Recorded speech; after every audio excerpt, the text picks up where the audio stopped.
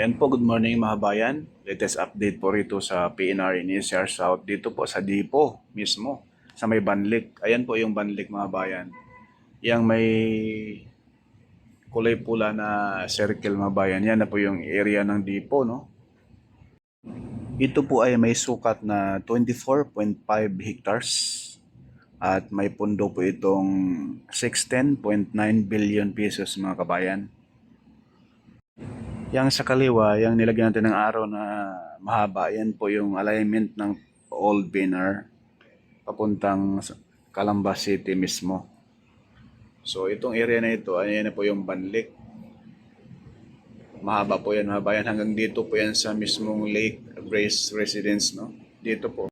Sagad po yan dito, mahaba yan dito sa area na yan. Hanggang doon sa mismong alignment ng PNR. Papunta doon sa may container terminal sa bandang kaliwa natin. Ganyan po yung kahaba, 24.5 hectares po yan. So posibleng dito po mayroon po ditong kalsada mga bayan na konektado na po doon sa gagawing Laguna Lakeshore project, no. Ayan po yung container terminal sa bandang kaliwa natin. Yung kulay, yung may araw na puti mga bayan, yan na po yung container terminal dito sa Banlik. At yung square na pula, dyan po itatayo yung mismong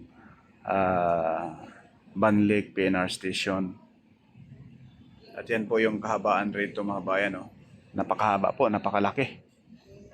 Sagad na po yan hanggang dito sa Laguna de Bay. Dito sa dulo na to mga bayan, dito sa area na to. Sagad po yan dito mga bayan.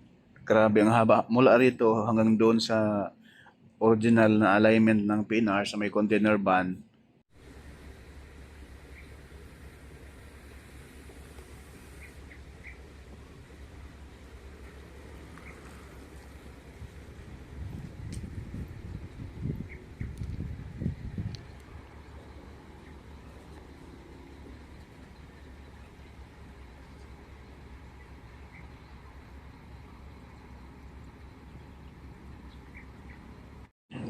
Ayan pa sa dulo mga bayan yung mga low-rise building dyan. Yan na po yung pabahay ng gobyerno.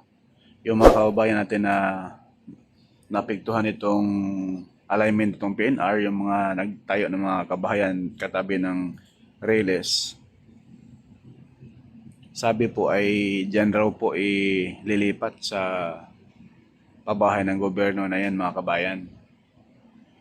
Yan po tig 5 palapag po yan na building, no?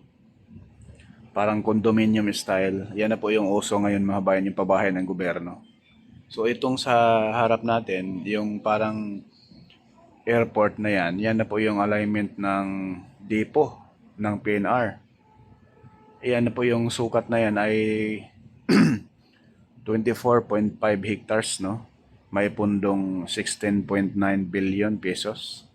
Ito na po yung PNR NCR South Depot, Banlik, Calamba City, Laguna mga kabayan.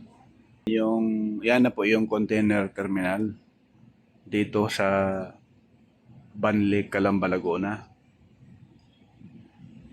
Yan po yung bandang harapan natin mga bayan. Yan na po yung alignment mismo. Tatambakan pa yan dyan sa area na yan. Yan na po yung kadikit dyan sa alignment ng PNR, Old PNR, no? Papuntang, ayan po yung tulay, yung bakal na tulay, pakaliwa yan. Yan na yung parian na ngayon po ay puspusan na ngayon ng pagbaon ng mga rebars papunta doon sa crossing ng Calamba sa may Old Calamba PNR Station. Yan tulay na yan, posibleng yung bakal na tulay na yan mga bayan, posibleng hindi galawin yan, no? Hindi sisirain. Tatawid lang yan dyan dahil yan, parian na po yan dyan mga bayan na kung saan nagbabaon na rin po ng mga board pile dyan sa area. Papunta na po doon sa mismong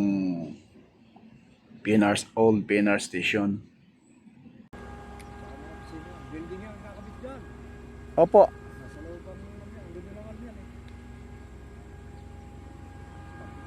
Kuya dyan sa tabi. Magdamag. Wala 24 hours ba ang trabaho niyan? Walang tigil lang. Barena yan.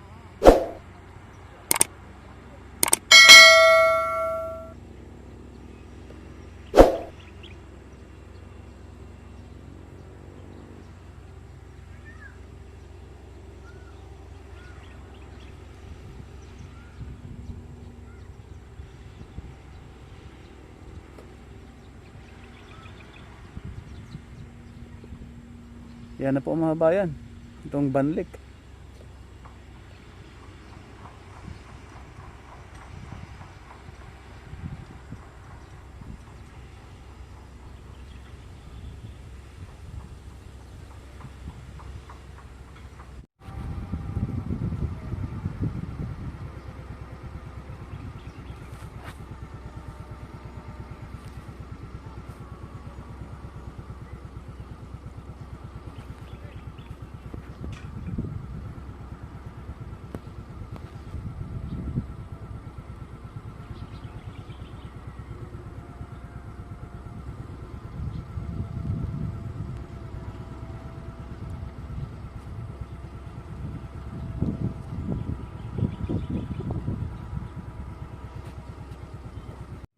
Yan yung PNR mga bayan, oh.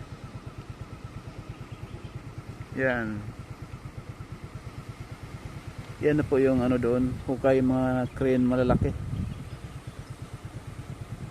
Hanggang dito sagad.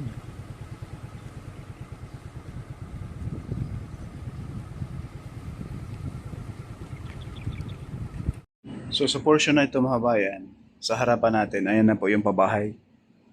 Ayan na po yung limang palapag na yan na condominium style. Oh. Sa kaliwa, ito naman po yung bungalow style na nasa baba natin. May update din po tayo dyan mga bayan.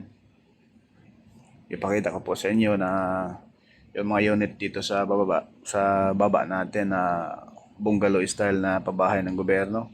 Pero mas maganda yung yung condominium style dahil maraming maka-occupy, no.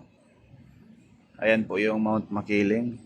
Itong pabahay ng gobyerno mga kabayan, katabi lang mismo ng PNR depot dito sa Banlik, Calamba City, Laguna. Dito rin po sa area na ito mga kabayan, magkakaroon din po rito ng ng access road papunta doon sa gagawing Laguna Lakeshore Project, paikot sa buong Laguna de Bay. Yan po ang kagandahan rito. Ayan po yung pinakadulo ng depot sa harap natin. Ayan po, Mala Airport na. Napakahaba na.